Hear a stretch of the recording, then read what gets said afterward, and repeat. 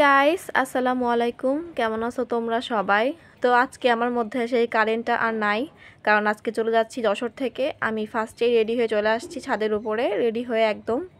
আমাকে তো আম্মু একদম ভোরবেলা ডেকে দিছে, কারণ আম্মু বলছে আম্মু অনেক ভোরবেলা রওনা দিবে যাতে আমরা তাড়াতাড়ি পৌঁছাতে পারি, কারণ ওখানে যেও অনেক কাজ আছে, তারপর চলে যাবে আবার কালকে। তো শেষবারের মতো ছাদটাতে একটু হাঁটাহাঁটি করলাম, আর তারপরে ব্যাগপত্র নিচে নামিয়ে নিচ্ছি আমি। তো নিচে এসে সবার সাথে দেখা করলাম, সবাইকে বাই বাই বলে দিলাম। আর আমার দাদু ভাইয়ের তো অনেক মন খারাপ ছিল, তাকেও বাই বাই বলে দিলাম। তো তারপরে আমাদের রিক্সা চলে আসলো, এখন রিক্সায় করে যাচ্ছি বাস স্ট্যান্ডে।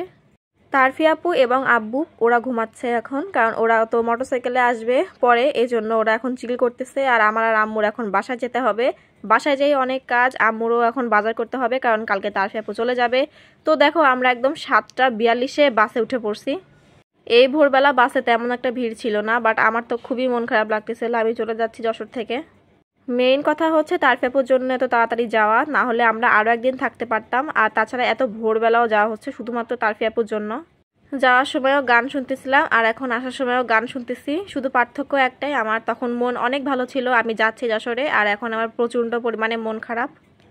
একটু দূরে গেলেই হয়তো বোঝা যায় যে রক্তের সম্পর্ক কি, মানে অনেক পরিমাণে টান আসে। তোমরা যারা দূরে থাকো তারা অবশ্যই বুঝবা আমার কষ্টটা।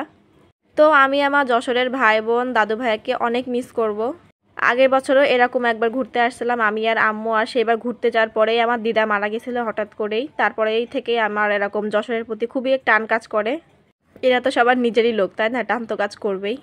তো যাই হোক, তারপরে দেখি আম্মু আমার জন্য কেক, তারপর চানাচুর, তারপরে গরম গরম সমোসা কিনে আনছে, কারণ আমি তো সকালে কিছু খেতে পারতেছিলাম না, তাই এখন খাবো এগুলা।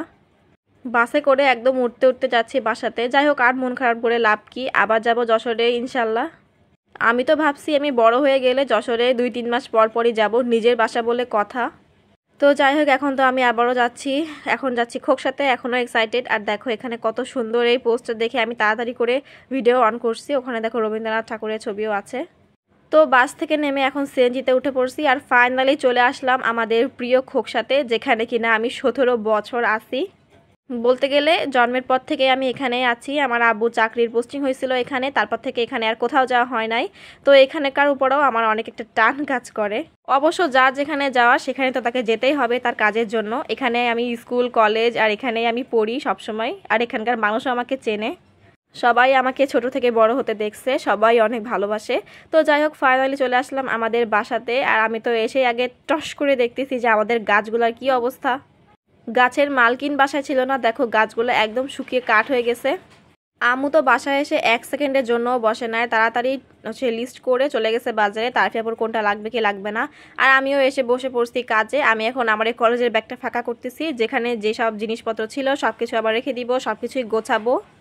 ঘর দোরেরও খুব একটা দুরবস্থা হয়ে গেছে, এখন সবকিছু ঝাড়ু দিব। তখন দেখি আমার এই পুচি বিড়ালটা চলে আসছে। আমরা কিন্তু ওকে পুষি না, কিন্তু ও দেখো টুস টুস করে আসে আর এরকম শুয়ে থাকে। আবার কিছু খেতে দিলেও কিন্তু খায় না। তো আমি একটু ঘুমিয়ে পড়ছিলাম, ঘুম থেকে উঠে দেখি তারফি আপু চলে আসছে, আর এসে আমার জন্য গরম গরম চিকেন ফ্রাই বানাইছে নিজের হাতে। আমার তো মন খারাপ ছিল যশোর থেকে চলে আসছে এজন্য, বাট এই গরম গরম চিকেন ফ্রাই খেয়ে এখন তো আমার মনটা ভালো হয়ে গেছে। তো একটু বিকালের পরেই আমরা সন্ধ্যার একটু আগ পর্যন্ত বের হয়ে গেছি। তোমাদের তারফি খালার এখন হচ্ছে টিকিট করতে হবে, কালকে চলে যাবে। আর বাসার সামনে থেকে আমরা ভ্যান নিয়ে নিছি, কারণ হাঁটার ক্ষমতা নাই ভাই। তো এখন চলে আসলাম রাবেয়া কাউন্টারে, বাট এখানে এসে হয়েছে সবচেয়ে বড় বিপদ, টিকিট কালকে নাকি একটাও অ্যাভেলেবল নাই।